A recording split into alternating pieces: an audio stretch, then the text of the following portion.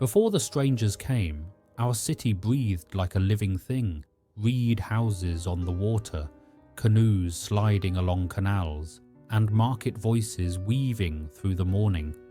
Children ran along causeways, merchants shouted prices, and priests lifted their censers to call the people. Then the ships arrived with sails like strange clouds and armor that flashed beneath the sun. Horses poured where only water had carried us, and men in irons stepped ashore. We watched in silence and unease as the world we had always known began to shift beneath our feet. We felt a hush that did not pass. They came not as traders, but as an approaching storm, moving with a strange order and purpose. People from towns we had known to trade with arrived now as soldiers at the Spaniards' side, and they walked with resentment sharpened into weapons. Horses thundered across causeways where only feet and canoe paddles had been familiar. Their riders wore shirts of iron that reflected the sun. When the first guns spoke, it was as if the sky itself had broken. Men fell where they stood, and the air carried the taste of smoke and metal for days. Mothers wailed for sons. A sickness came before the worst of the fighting, a quiet thief that entered households and left emptier rooms in its wake. Mothers hid their faces, and old men coughed into cloth. The young grew weak, and the priests feared the gods had turned away. With many of our people struck low, the strangers pressed their advantage, probing at our fields and villages as if testing a wound. Their captains measured the strength of our spirit and found it frayed. We watched bridges and gardens fall into neglect, while our hearts carried a growing weight of dread and sorrow, steadily. The strangers came upon the lake with ships and iron, their captains building vessels to move upon our waters as though they had always belonged. They shot from a distance with thunderous machines and launched men who climbed, battering our walls. We fought with spears and obsidian blades, leaping from reed boats to break their lines, but their metal held strokes that once felled only deer. Many brave men fell with chants on their lips, and I remember how quickly courage could turn into silence. At sunset, the city smelled of smoke, and we counted fewer living than at dawn. Still, we fought from roofs and temple stairways, where the height gave us a stubborn advantage. From the highest plazas, we hurled insults and stones. From low houses, we countered with knives and burning brands. The canals were choked with debris, and the food in our stores dwindled as the blockade kept out the fish and of the corn. Mothers wrapped children in cloth and hid them beneath benches. Men dragged the wounded through alleys where the sun barely reached. I saw friends turn to ghosts. I saw the proud lose their voice and bow their heads to hunger and fear. They did not honor our gods or customs. Soldiers tore at altars and smashed painted masks as if they were mere trinkets. Their priest mocked our elders' songs. Smoke merged the smell of incense with burning mats, and the ash settled into the hair of those who escaped the flames. I remember a child stepping over a fallen idol and not knowing whether to cry or flee. Our sacred places that once hummed with voices now lay broken and quiet. The elders walked as if stripped of more than silver and featherwork. I felt an ache I could not name. One night I crouched beneath a bench in the house of a cousin, and through a crack I saw a horse's great head pass by the plaza. The animal's breath fogged the air, and its iron shoes tore stones from the ground. A soldier shoved a mother aside, and the child she carried wailed with a cry that cut into bone. I felt rage rise like a flame, but there was a strange pity, for the soldiers' faces were not free of fear either. We were all small parts of a larger grief that roared like wind through reed roofs. Elders met in secret, faces lit by small lamps, and argued into the night about the fate of the people. Some urged bold strikes to break the ships and scatter the strangers. Others begged for parley and offerings to buy a breathing space. A few whispered that the children should be hidden and elders led away to safety in the hills. Each plan carried iron, fire, or loss. Each choice seemed to demand a sacrifice that would not heal. I stood in that council, hearing the words, and felt the city hold its breath like a held breath of dread. Then they cut our aqueducts, and the water that had flowed bright to our courts ran low. Without clean water, the fever spread faster, wounds soured and mouths cracked with thirst. We walked with small gourds and shared drops as if they were jewels, and we traded stories for a sip. Markets emptied as many traded what they had for bread or a handful of maize. The old begged for a cup and children played less in the sun. Whispers of hope moved among the alleys, tales of reinforcements of far-off allies, and prayers sent upward on the steam of incense. Amid the ruin, there were brief acts of tenderness, women carrying jars of water to men on the causeways, priests chanting to steady trembling hearts, elders breaking corn for those whose hands could not. These small graces felt like threads in a torn cloth, binding us against the tear. Yet for every kindness there was a counter of cruelty, houses felled by fire, boys taken in confusion, neighbours turned to strangers by the weight of hunger. As the sun lengthened, bridges and canals filled with debris and the sound of bells for celebration tolled for mourning and the dead. We endured. The siege deepened like a shadow that refused to lift. Every dawn drums of war echoed from the causeways, and smoke rose where their cannon spoke. We repaired walls by night, sealing breaches with stone, wood, and faith, but the lake betrayed us now. Its waters filled with floating wreckage, and our canoes, once free as birds, hid under fragments of fire. The strangers' ships prowled the water like predators, their sails stretched with wind and menace. When they fired, the sky cracked again, scattering birds into the haze. The city trembled as though the very lake groaned beneath its weight. Our warriors still fought with courage, darting from rooftops to strike at soldiers below. Some carried burning reeds, hoping to set the wooden vessels aflame. Others hurled stones from temple platforms, shouting to the gods whose names had begun to fade under smoke. Yet the iron men advanced methodically, step by step, shield by shield. They tore through our barricades, setting torches to homes that moments before held laughter. At dusk, their armor gleamed red with reflected flame, and our people called them Tules, gods or demons. We could no longer tell which, for both demanded blood and silence. Within the city, hunger spread like an invisible army. Maize was gone, and the roots that once fed the poor had been stripped from every patch of soil. Children cried with thin voices. Mothers chewed reeds to trick their stomachs into quiet. Men searched ruins for rats, and when none were found, they boiled belts and leather sandals for broth. Even in despair, there were no cowards, only eyes too hollow to hold hatred. Still the priests climbed the temple steps, lifting empty bowls toward the heavens. "Our hearts are the only offerings left," one said, his voice breaking in prayer. Night brought small respites of stillness, but it was a silence filled with listening. We heard the faint splash of oars, the creak of armor, the whisper of foreign tongues on the wind. Fires dotted the darkness like false stars encircling the city. I lay awake and felt the ground pulse beneath me, the slow heartbeat of Tenochtitlan itself, refusing to die. In those hours, time blurred. We no longer knew the names of the days, only the sound of approaching war mattered. When dawn returned, we rose again, half dreaming, our limbs trembling from fatigue and unspent sorrow.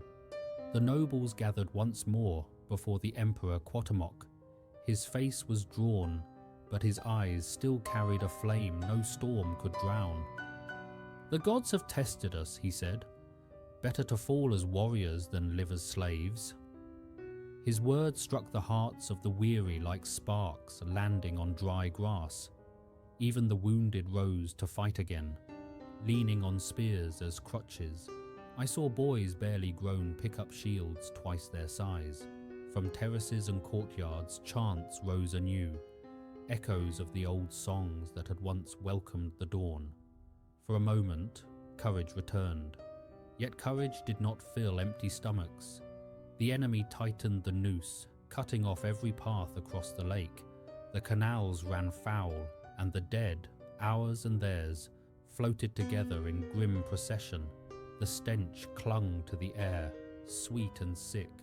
I remember stepping over a friend whose face the fish had half devoured, and thinking how strange it was to recognize someone by his hair alone. Grief became as common as dust. We breathed it without notice. Still, each morning we rose, gripped our weapons, and swore that the sun would not see us surrender while we yet breathed. Rumors spread through the ranks that the Spaniards' god promised them endless victory, that they could not be killed by ordinary means. I saw one fall beneath a dozen blows and rise again, shield dented but body whole. "They have eaten iron," someone whispered. But others said the gods of the strangers were only loud spirits of smoke and fire, and that our own had merely turned away in shame. Between these words we fought, torn between defiance and dread. Faith itself became a weapon. Some wielded it like a spear, others let it fall from trembling hands into the dust. On the fourth moon of the siege, the palace granaries were emptied. Cuauhtémoc ordered what remained shared among the wounded and the children. "A ruler must feed the smallest first," he said, voice steady though his frame was thin. I watched him break a cake of maize into crumbs for a child whose tears had crusted on his cheeks. The gesture spread through the crowd like light. Men bowed their heads, ashamed of the bitterness they'd carried. For a heartbeat, unity returned. Brief, but pure. Then the cannon thundered again, and the sky itself seemed to remember the taste of ruin. Day after day we fought across bridges that led nowhere, defending stones already blackened by fire. I remember one battle when the air was so thick with ash that noon felt like dusk. Warriors slipped on blood-slick causeways, their cries swallowed by the roar of musket fire. We dragged the fallen from the water, not to save them, but to deny the enemy their trophies. Above it all, the temple bell rang, dull and uneven, until the rope burned through. When it finally fell silent, the silence was louder than any cannon. We knew the end drew closer than hope. When the rains came, they did not cleanse but drown.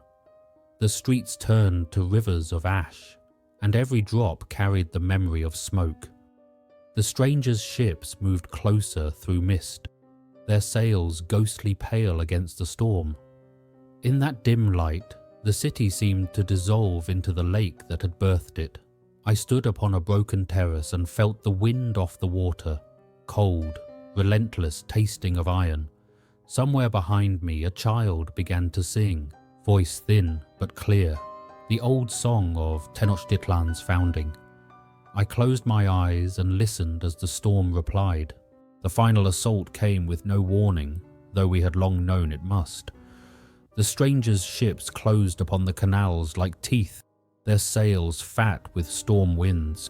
From every causeway their soldiers advanced, iron feet crushing the stones that had carried our ancestors. Drums thundered from our temple tops, desperate and defiant. We met them at the bridges with all that remained. Wounded men, starving youths, even women who carried stones in their skirts. The air was alive with the shriek of metal and the hiss of burning arrows. The city roared like a wounded beast refusing its cage. I fought among the terraces where my father once sold maize. The ground was slick with rain and blood, and I could no longer tell where water ended and sorrow began. I saw men fall with no sound, as if their souls had already left before the blade touched them. Our cries were drowned by the thunder of muskets. Still, we pressed forward, not to win, but to prove we had lived. When the enemy broke through, they came with banners of red and white. Behind them followed their allies, our own kin from Tlaxcala, shouting triumph through the smoke. That betrayal cut deeper than steel. To see those who spoke our tongue wield foreign swords against us was a wound no prayer could heal. They knew our streets, our hiding places, our defences. They moved through the alleys like ghosts who remembered every doorway. By noon, half the city was aflame. The temples burned first, their painted walls cracking open, spilling pigment and ash. The idols fell with dull thuds, their faces blackened, their eyes blinded by soot. A wind rose from the lake, carrying the ashes of gods across the water. I wondered if the heavens would ever forgive us. By night, we had retreated to the last quarter of the city. Cuauhtémoc stood on the palace steps, his cloak soaked through with rain and blood. His face held no fear, only the exhaustion of a man who had given every breath to his people. Around him gathered the remnants of our army, fewer than 1,000 now. The priest burned incense that stank of desperation. "The gods still watch," one said, though his voice trembled. The emperor raised his spear, the jade in its shaft glinting in firelight. "We will fight until the lake itself swallows us," he declared. We believed him. At dawn, the Spaniards attacked from every side. Their cannons shattered walls that had stood for generations. The ground shook as if the world itself wished to collapse and hide our shame. I remember seeing a woman clutch her child and run into the lake, preferring the cold embrace of water to the cruelty of steel. Warriors fought on rooftops, leaping from one burning house to another. When the flames grew too fierce, they hurled themselves into the canals. The water steamed with blood. Still the emperor fought, refusing every plea to flee. His courage burned brighter than the fires devouring the city. By midday, resistance had become chaos. We fought not in ranks, but in memory, striking where shadows moved. The strangers advanced steadily, their banners snapping like whips.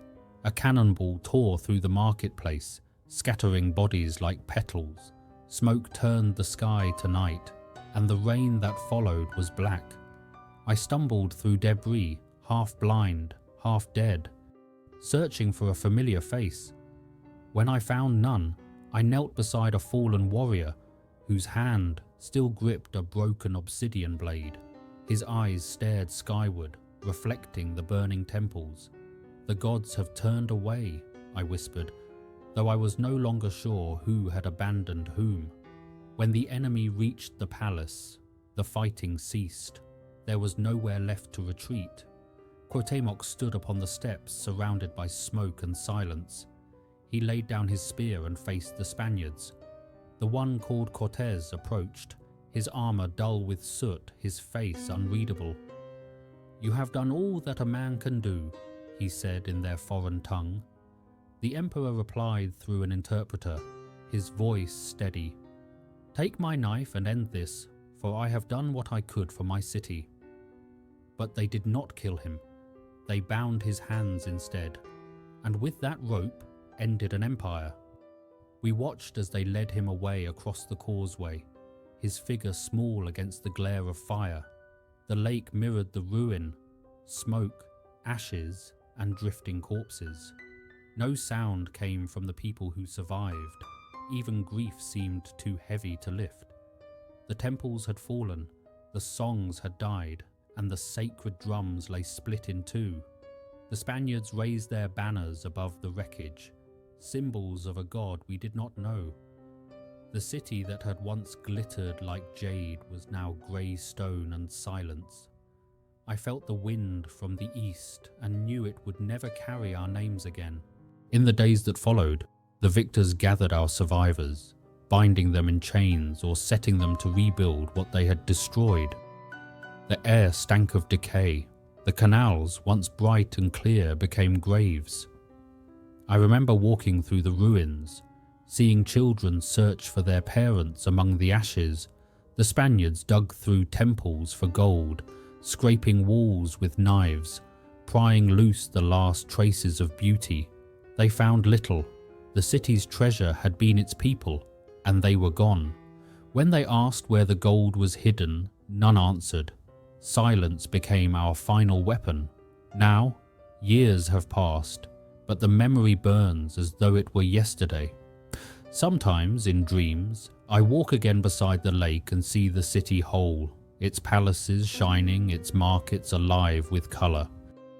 The laughter of children echoes down the causeways, and the temples rise unbroken into the blue. But when I wake, the air smells of smoke, and the drums are silent. I am the last of those who remember. We once believed our gods would protect us forever, yet perhaps they only waited for us to tell our story. And so I speak, before the silence returns.